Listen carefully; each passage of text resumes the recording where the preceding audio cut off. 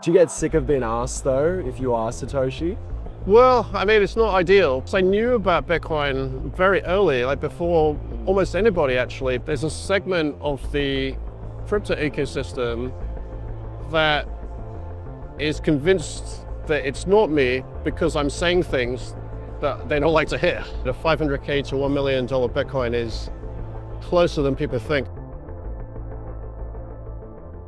Hello, live from Cointelegraph's booth here at Paris Blockchain Week. My name's Kieran and I'm joined by the CEO of Blockstream, Adam Back. Adam, thanks for joining us. Of course, thanks for having me on. Thank you. I mean, let's get straight to the chase. How many months before quantum cracks Bitcoin? Many. I mean, I think it's probably still a couple of decades out, but it really depends on how the physics research progresses. But just to say that today the current state of the hardware is effectively at the lab experiment stage, where they are trying different physical architectures, so different ways to construct qubits, different ways to manage the error correction, different error codes. So really wrestling with the basic functions. And I think the thing to watch for is a repeatable architecture where they start to be able to scale it. So that hasn't happened to date. And I went to some university courses when I lived in Montreal in the early 2000s. And some of the Montreal universities had really the top global researchers on quantum topics. So I was loosely tracking the quantum hardware progress for interest since, and it's like 25 years ago, right? So, and really the progress has been quite incremental, more linear, not exponential, like with the silicon chips. So I think that's what people are looking for, is when they converge on some scalable architectures and they start to progress at beyond linear pace and answer some of the key technical hurdles. So, but in any case, I mean, I think for Bitcoin, we don't really have to, reach agreement, and there's some unpredictability about the future progress. The defensive and, safe thing for Bitcoin is to prepare, implement and deploy upgrade mechanisms so that people can become quantum ready. And, that gives people a long time to migrate. And if it turns out it's shorter, they can hurry up and migrate, but they'll have the method to do so, and they'll have the safety of, a system that has been well peer-reviewed, right? So another context is the NIST standards, so the National Institute of Standards and Technology, which puts out standards for cryptography, amongst other things. It was only in 2024, that they introduced the first post-quantum signature standard. And so these hash-based signatures that they standardized on date back to 1979, to Leslie Lamport's Lamport signatures.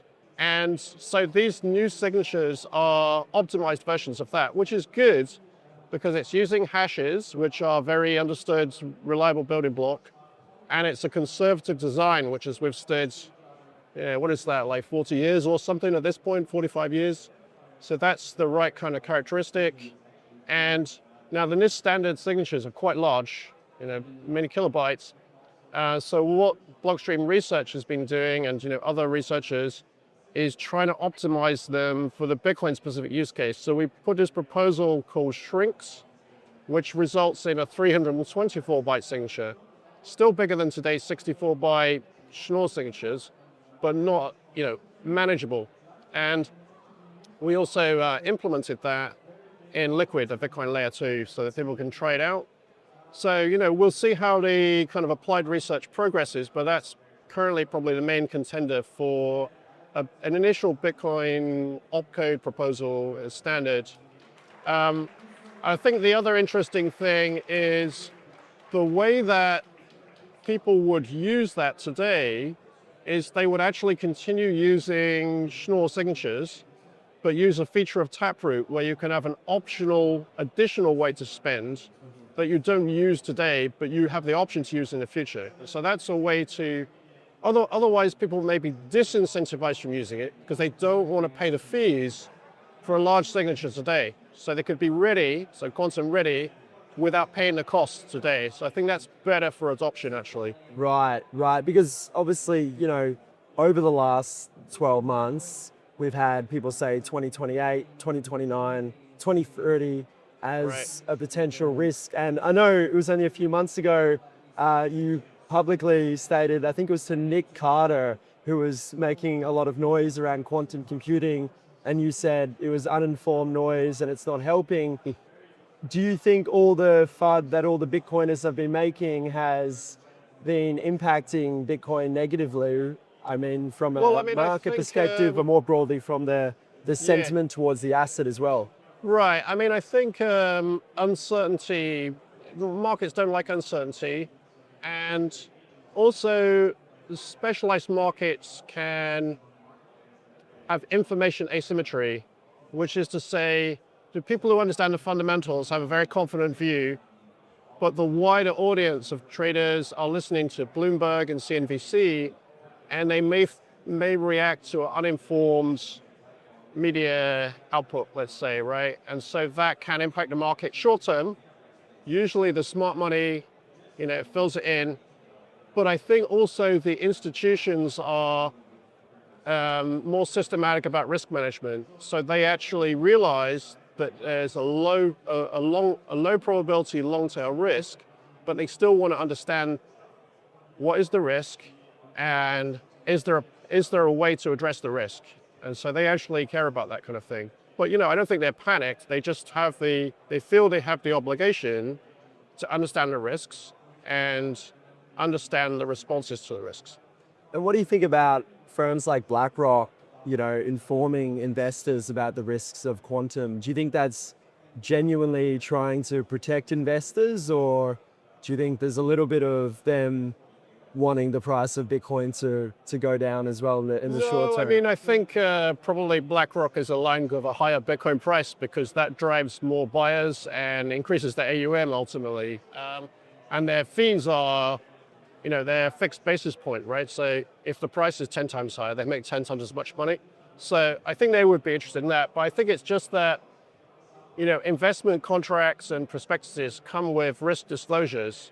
And so I think they have, some kind of fiduciary obligation to disclose all possible risks, including tail risks. So I think they're just doing their job of making sure they've disclosed, all the latest thinking about different risks, basically.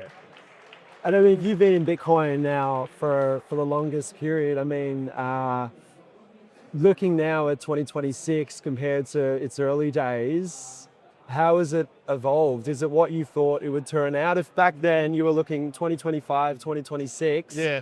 would you have thought today that there would be Bitcoin ETFs, the amount of institutional interest there is, people talking about Bitcoin in bars and cafes? I mean, Yeah. did you foresee that back then? Well, I think Bitcoin has grown in adoption faster than people thought. So, 5 years ago, people would say, well, banks won't support Bitcoin, maybe in a decade, governments longer, right? But it seems to actually have all been compressed. So it's sort of faster than people expected. And I think it's generally positive in the sense that, one of the potential concerns with, government and institution, pension funds, fund asset managers becoming involved in Bitcoin is that they would try to, apply their thinking to it. But interestingly, what happened is that Bitcoin influenced them. Yeah. So it turns out that, wholesome incentives matter and they're actually quite scalable, because at the beginning, people were mining, there were no exchanges. So the incentives were just between users and then, you've got startups, then public companies provided services. So the incentives seem to scale through all of the stages. And of course, there are some more stages to go, with larger governments doing mining or with sovereign Bitcoin reserves. But even that's happening, I mean, the Swiss National Bank, which is a very respected financial center, has 30% of global offshore wealth. Their national bank is kind of like a big hedge fund sovereign, and 1% of its share portfolio is in MicroStrategy, a proxy for Bitcoin. So they have exposure, the Abu Dhabi Sovereign Wealth Fund. So these are big, financial centers with credible Bitcoin exposure. So I think it is happening in places. But interestingly, it seems that those people actually do understand why Bitcoin needs to be a global neutral hard money. And so they're buying it for the right reason, right? Which is they value its properties. So they're actually not, trying to deploy establishment thinking to reform Bitcoin into a fiat system, right? But they're actually understanding and valuing the key properties. So that scalability is positive to see. Yeah, what's your thoughts, I guess, on Bitcoin now more broadly being seen as a store of value as opposed to a currency itself? Yeah, I mean, I think that was somewhat inevitable. I saw that coming, many years ago, really, because the reason is this, that the price formation, so what's going to drive the price is more investors than retail payments or emerging market payments. And the reason is that investment is, people put more money into investments than they do into day-to-day spending, and they leave it there for a long period of time. So it's low velocity, whereas retail payments are very high velocity. So, you have a debit card linked to Bitcoin balance, you buy a cup of coffee or a laptop or something, the Bitcoin is sold by somebody in the payment chain, and so it lasts for a few seconds, right? So it's not really a long-term thing, and so you can support a lot of payment volume with a small amount of high-velocity Bitcoin. And so that means it's not really tying down and presenting a big new demand to the market, and it's the long-term demand that affects the price. So I think it's inevitable that for the short term, the investment and store of value use case, store of value is still a very Bitcoin-centric use case, ultimately. The unseizability, particularly if you can't store it, that's what people are valuing. And even when it's in a ETF format, the uncorrelated, or short-term correlated, long-term uncorrelated factors that drive its price makes it different from gold. It's outperformed gold for periods, different from the stock market. It's definitely outperformed the stock market over longer time frames. And the, just different correlation makes it interesting. Plus, of course, it's still in the adoption phase. So it's growing with adoption as well as, more users coming in. Absolutely. And, I know you've been asked a million times all week. I'm sure at Paris Blockchain Week it's been brought up a lot, obviously, with the Satoshi flames once again. I mean, we briefly talked about that last night at the fireside, but I'm curious to know, with that halo over your head, do you ever get calls from random celebrities or people that you just never thought would call you in your life and ask you about Bitcoin, going, well, this is the top guy, I've got to ask him how Bitcoin works? Has there been those times in your... No, not really. I mean, I guess they have their own networks of people they talk to. And you do see some celebrities, for example, wearing a jacket that's a Satoshi on the sleeves. I saw one recently, right? So, there's a smattering of people in the sort of Hollywood and film sector who are interested in Bitcoin. I think one of the actors on Silicon Valley show is actually a Bitcoiner these days, so that's cool to see as well. Yeah, TJ Miller. Yeah, right. Yeah. Absolutely. I mean, do you ever wonder what your life would have been like if you didn't invest in Bitcoin now? I mean, it's so part of your life now. Right. I mean, of course, I knew about Bitcoin very early, like before almost anybody, actually, because I got the first email, as far as I can tell, that anybody got about Bitcoin, because he was using Hashcash and asking about citation. The emails were published in the COPA trial, so you can look at them on the court documents. But, with Hashcash already like in the late 90s, if I would go to a cryptography security conference with a name badge, people go, "Oh, you're the guy that did Hashcash," because it was like, it was a neat anti-spam technology. So everybody heard about it and they were kind of thought it was a cool innovation, right? So I got used to the phenomenon of getting recognized, at least by name. But so when I got actively involved in Bitcoin 2013, it started to get that same effect, but bigger, right? I mean, now I can only imagine that from the 2013 days of fame to how big Bitcoin is now, it's only rapidly expanded. How do you deal with fame? I mean, it's just roll with it, I guess. That's all you can do. But I mean, it's generally fine because, one of the fun things about going to Bitcoin conferences is talking to other Bitcoiners, the old ones and new ones, right? Because you want to see what they're thinking, how they're thinking about Bitcoin, answer some question if you can add a perspective. So, everybody's friendly. They're all enthusiastic about Bitcoin. So, it's all good. Have you ever had any situations with the ETH maxis or the XRP maxis? Well, actually that is one reason that there's a segment of the crypto ecosystem that is convinced that it's not me because I'm saying things that they don't like to hear. And so people have like confirmation bias in all directions, right? So, I'm saying if Bitcoin is the only investable asset class, people in the old sector don't like that, right? I mean, it's my belief, but that's... Absolutely. Do you get sick of being asked, though, if you are Satoshi? Well, or I mean... you just embrace it now? No, I mean, the thing is that I understand the fascination, right? Because, in 2008, when they got the email, it just literally didn't occur to me this was a pseudonym, right? I thought it was just a researcher, and that was his actual name, and it's a Japanese descent guy who was building something using the Hashcash algorithm and had read one of my papers.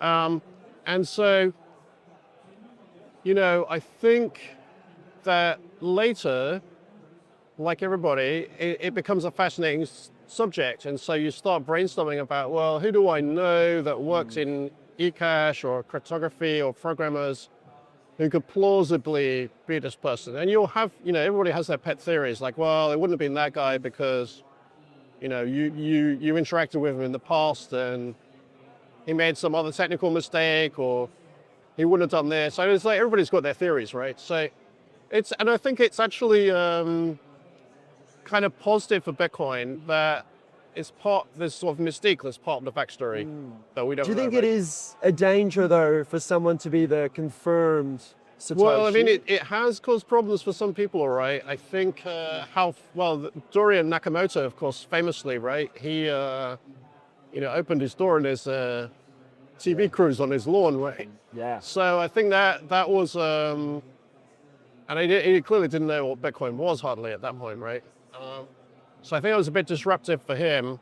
And I think Hal Finney had actually some security problems and attempts to demand he pay Bitcoin.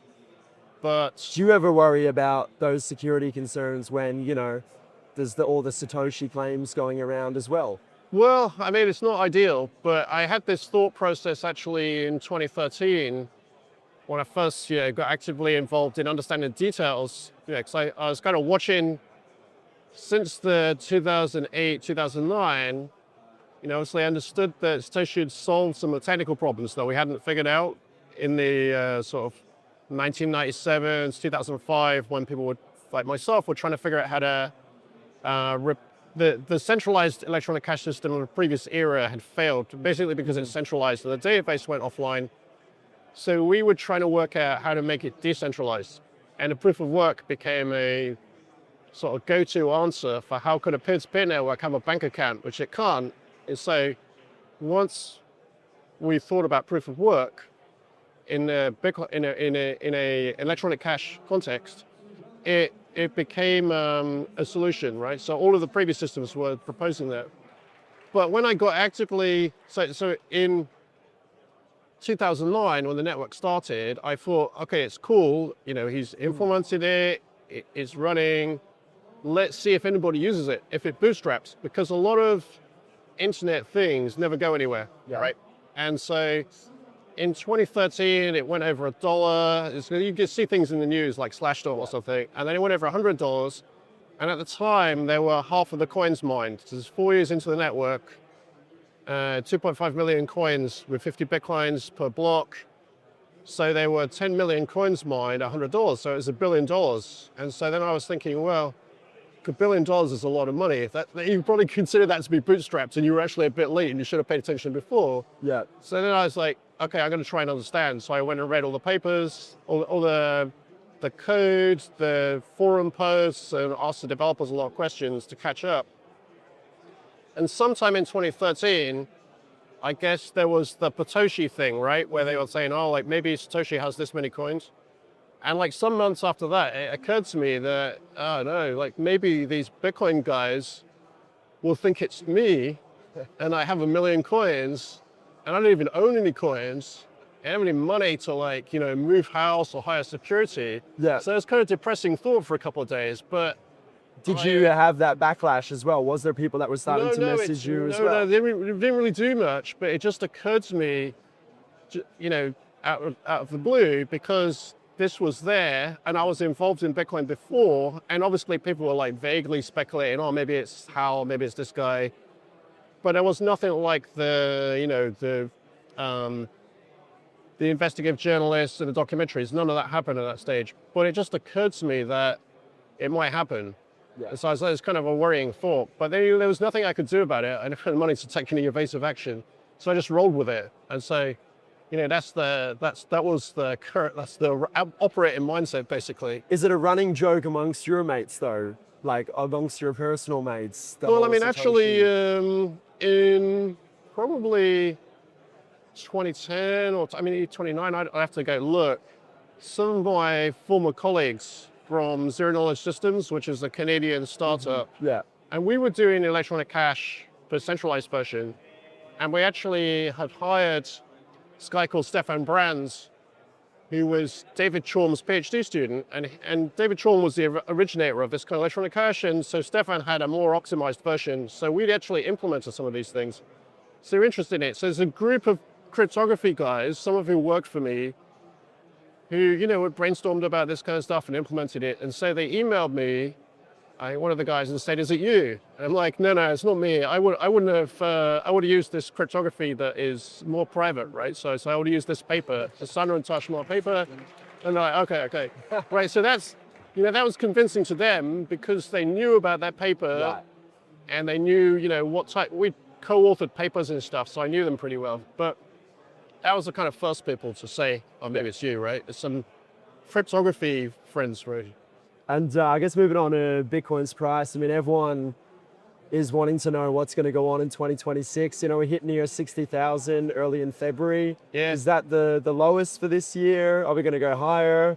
Well, I mean, short term, Bitcoin is like quite unpredictable, but it does kind of look like that was the bottom probably. And there are quite a few repeat buyers at these levels. The ETFs, and of course the BlackRock ETF has actually net increased Bitcoin this year, inflows. Got the Morgan Stanley ETF, which has just started at a fast start. And then you've got, the treasury companies. So MicroStrategy's Stretch products, it's kind of money market, high interest money market-like products, kind of implicit over-collateralization by Bitcoin reserves of the company is, they started with convertible bonds, then convertible notes, and now these preferred listed stock. And they had like 5 different versions, the Strike, the Stride, and so on. And really the one that sold the best was Stretch. But it's really been accelerating in the last month so that they've actually finally been able to do a week of Stretch selling without selling any Class A shares by ATM and funded, like 10,000 Bitcoin purchases and stuff, right? So their kind of repeat buying is a multiple of the daily mined coins, and they're not the only buyer, right? They got the ETFs. Now, of course, you do have some sellers, because for every buyer, for every seller, there's a buyer. So who's selling is the bigger mystery. But you see occasional hints, right, that the Marathon, one of the public listed miners, sold 15,000 Bitcoin to finance, pivoting into AI because it had a higher profit margin. I think, all of the big bankruptcies that came, in the previous couple of years have largely sold because they typically sell to dollars or local currency for a reference price. So, the FTX, the other bankruptcies, I think they're all out of the way. And then you've got, I think the other thing that may partly have caused the sell-off from the 120,000 level is historically the 4-year halving cycle, there's been a point at which the market turns and you get the bear market. And it's been like relatively consistent. Do you think that's still relevant? Because a lot of people were last year debating whether that 4-year cycle is even relevant now. So I think the fundamentals mean that it should be less relevant, but nevertheless the timing, some people would just sell anyway because they think it might happen, and then they cause it to happen.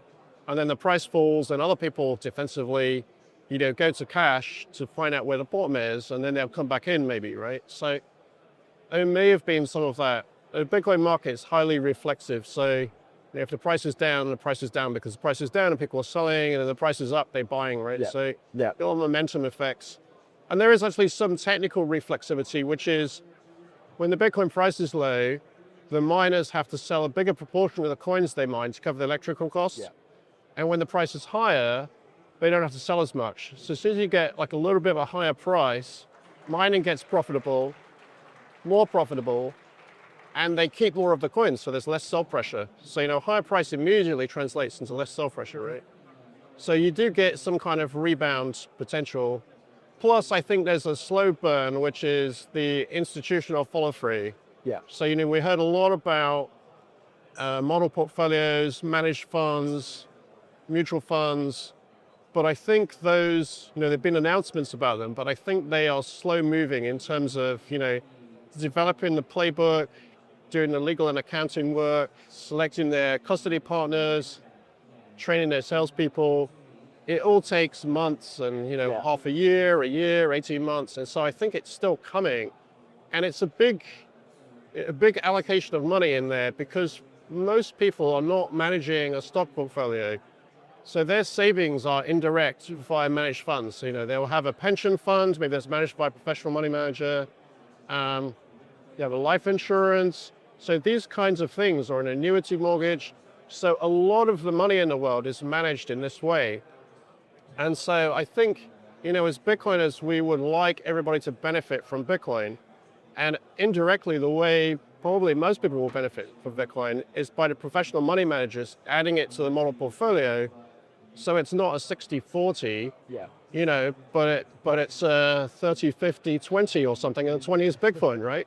And so, as you get there, also that will change the picture and bring a lot of money into Bitcoin. And then I think the other thing that affects the price is the stickiness of the investors.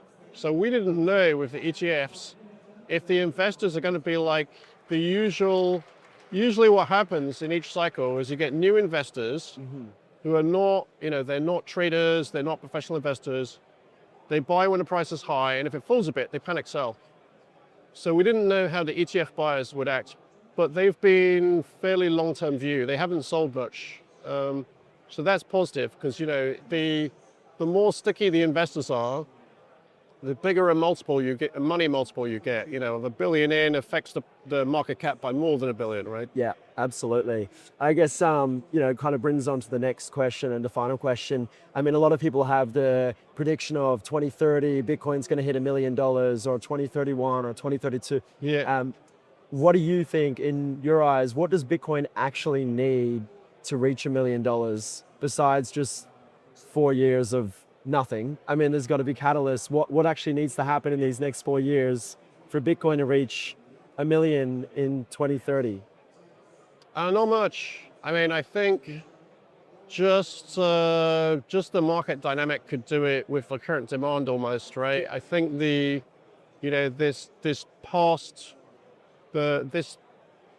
halving period so far, in my view, could have done that just from the new retail interests and new ETFs, even without the institutions. So we'll see how it evolves. People are sort of have short memories, so they forget the previous halving cycle had 3 tops. So you had like a 64,000, a 69,000, and then a bit of a bear period, and then a 73.5 Yeah. right before the halving. So here we are, we're about the time of the first 2 tops. Maybe we'll get another one, right, in this cycle. So who knows? It's and as you said, there are new types of buyers in the market now, and people can only sell once. So Exactly. as you get this kind of consolidation phase where some people are leaving and some new stronger hands are absorbing the Bitcoin. So what year do you think then, Adam? When are we It's going very hard to predict the timing, but I certainly think, the 7-figure, the 500K to $1 million Bitcoin is closer than people think, actually, personally. the next 24 months? Potentially, yeah. Awesome. Thanks so much, Adam. I appreciate it. I mean, actually, I have a bet on with somebody that a couple of bets. One is that Bitcoin does that by the end of the halving cycle, which is 2028. And another one that Bitcoin market cap reaches parity with gold's market cap, which is a bit more of a dangerous bet because gold has been, grown a lot in value in the last period, right? Yeah, we're amazing. Thanks so much, Adam. I appreciate your time.